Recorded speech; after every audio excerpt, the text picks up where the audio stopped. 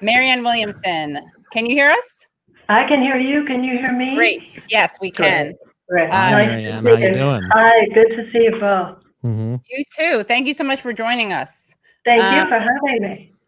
Just wanted to, have you on for your wisdom and guidance and also political analysis. And wanted to know how you're feeling right now about, what just happened with Nancy Pelosi. And you've been very critical of Nancy Pelosi on Twitter and in your statements. And you're also someone, not to sound corny, like you are someone who believes in, okay, everyone, ready for this? The power of love. And you understand righteous anger and outrage, and I've seen you express that. So how do we harness those things for change? Very easy question, I know. That was a terrible. I think. You're cutting out a little bit. You're not, yes. Your audio is cutting out a little. You're silent a little there. Let's see. If you go to the bottom of your screen, and then we can test again. Is that okay? Is this on? Oh no, there we go. There we go. Yeah, Hanukkah. This is a Hanukkah miracle. Yeah. Hanukkah, Christmas, Kwanzaa miracle. Thank you so much. And thank you for this is the mic. That's what I thought. So I'm so glad you can hear me, right? Yes, very much so. Thank you so much. Thank you. I'm so sorry about that. No, no, don't worry about it. Thank you so much again for coming. So you had asked me what I thought about today, right? And my answer is that I think today was a terrible day. It was a really terrible day, like historically terrible day. I think that the next 2 years in the United States are going to be very significant in American history.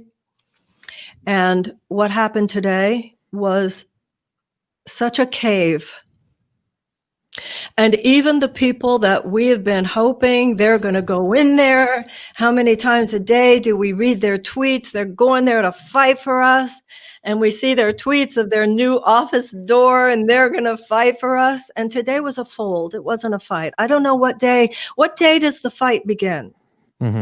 How many days are you there before you start this fight? Because the first fight is with the corporatist Democratic establishment. And this is nothing personal about Nancy Pelosi. She's the first woman speaker. I have great respect for much she's done in the past. But what happened today was grievous. And I don't think that the Democratic Party has 2 years to prove to the American people that they will present a genuine alternative to the Trump-type forces. They have, I think, 100 days. And what was voted for today is same old, same old. The same old that lost us seats in the House. No company would thrive in this country that rewarded failed leadership the way the Democratic Party does. So I feel politically homeless today. I think a lot of people do. Given that you feel that way, what advice do you have, both politically, but also, and again, I know that people dismiss this, and I'm just inviting people, and I think this actually does appeal to a lot of people. And I think something that's happened with the pandemic, honestly, is that a lot of people have turned to new things that they didn't before. And there's nothing like hoo-hooey or apolitical, or there's no distraction from what's happening in the way that you talk about things. I would just want to say that, like, I think that people are understanding, people sometimes have a view of things like therapy or spirituality as distractions, a way to not deal with what's happening in the world. And you've talked to people. I've heard you say that to people. You were talking to someone who's on the spiritual side, and they were like, well, this is new. All of this is new. I can't believe it, this crisis. And you're like, no, it's been happening for a while. And just some people weren't aware of it. And there is that danger of spiritual, there's a word for it. I can't remember what it is, but of hiding through spirituality and not engaging. And you're someone who I think combines those two things. So I really am excited to have you on, because I think you can talk to people about what to do on a political level, but also like what to do on a psychic, emotional level, because people are hurting. They're feeling betrayed. They're feeling angry. And like you said, politically homeless. So I don't see this distinction. I think it's such an immature conversation. Can we grow up now? I mean, everybody that you're saying, talking about these things. Sorry, spiritual bypass. That was the term. Yeah. spiritual bypass. I've heard that term. Yeah, exactly. So in politics, we shouldn't do a spiritual bypass either. I think that we are called upon to be real grown-ups right now. And to have a far more mature conversation than just how we feel at any given moment. This has to do with the history of our country. This has to do with the future of our democracy. Other generations, certainly abolitionists went through some depressing days.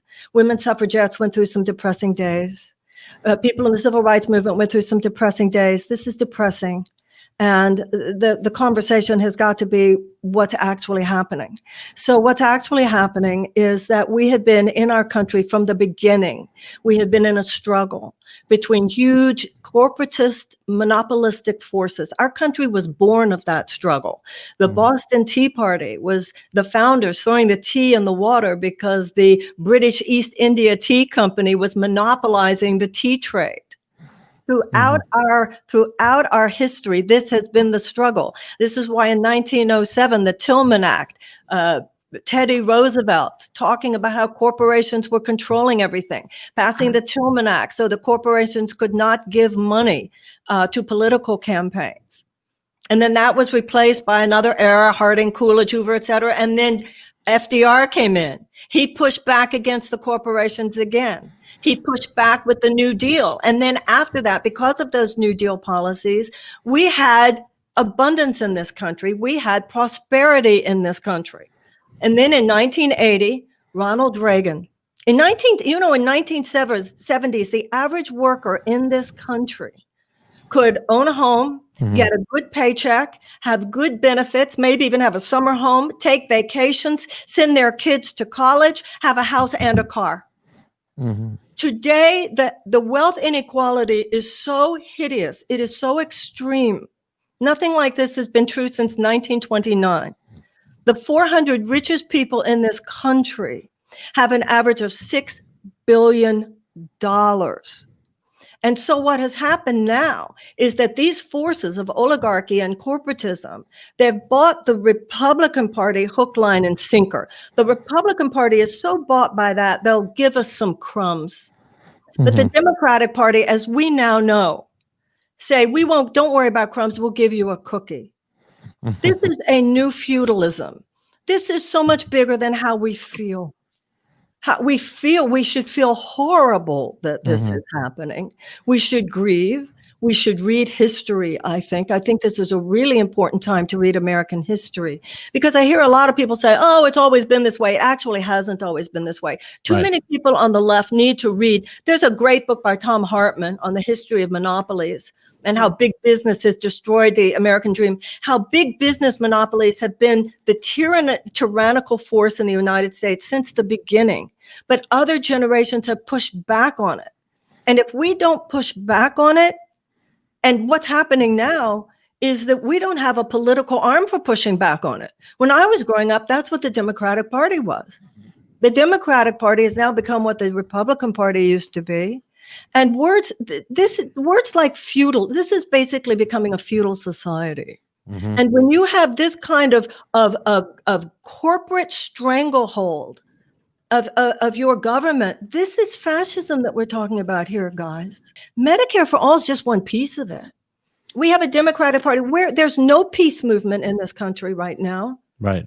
It has been completely obliterated. Nancy Pelosi talking about the NDAA like it's something to be proud of.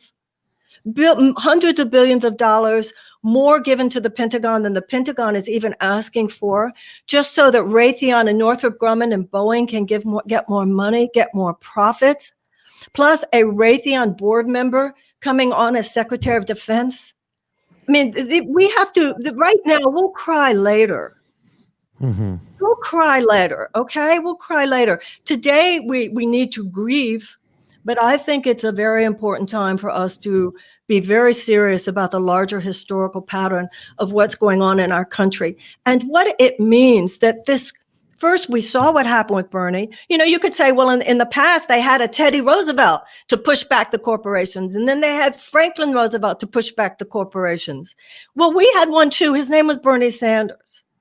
And we know what the system does now. There's no room. It is a pre-prescribed corporatist political conversation, like you had the Pete Buttigieg on, close to Obama. Hello, let's be real what's going on in this country. It is a pre-prescribed conversation. They have pre-prescribed notions of who can even be in the conversation. You have, because Reagan got rid of the Fairness Doctrine, so you have no real news. You have the Telecommunications Act, which was Clinton, so that a few corporations own the news media now, and the mainstream news media is just more entertainment and more of a mouthpiece for that same corporatist mentality. This is an emergency. This is a historical emergency in American democracy. And to see the people that we thought, well, they're going to go in there and they're going to fight for us. And we see their tweets every day. They're going to fight for us. And they went in there today. And you know what we're supposed to be impressed by? Well, a few of them didn't vote for her till the very last round. Right. Oh, really? Excuse me. And I feel that we all need, this I do know. The Republican Party would not get rid of the malignant cancer of the Trump administration. The Republicans would not get rid of it. The Democrats couldn't get rid of it. The people got rid of it. And the people are going to react to what happened today. And I don't know what form it's going to take, but I have faith in the inner rambunctiousness of the American people. And we're not going to stand for this. I don't know what form the course correction is going to take, but I don't believe that this generation of Americans is going to roll over. Enough is enough. We saw Trump elected. We saw Bernie and others, I must say, suppressed. We saw what happened today. The American people are going to step in and do something. Abolition did not come from the political parties. It came from the people. Women's suffrage didn't come from the political parties. It came from the people. The civil rights movement did not come from the political parties. It came from the people. And the course correction now, we get where the Democrats are. We get where the Republicans are. I'm not saying conversation about third party, whatever. I respect it. I don't think that there's an easy silver bullet here, but I know the American people are going to rise up. We're going to show up, and we're not going to let our democracy go down like this. We're just not. We're not. I have an idea of what it'll lead to is big losses in 2022. That's actually what it feels like to me, is that like we're just going to lose even more of the House in 2022. And, yeah, it is hard to see anything positive in the short term. It really is. And we didn't go over the cliff. To me, what it means that we didn't go over but we're still 2 inches away from it. And those people are already working it. Marco Rubio is working it. Tom Cotton is working it. There you go. Speaking truth to power. Get booted off. But we're gonna wait. You mentioned Tom Cotton. You get booted. You get pulled off if you mention Tom Cotton.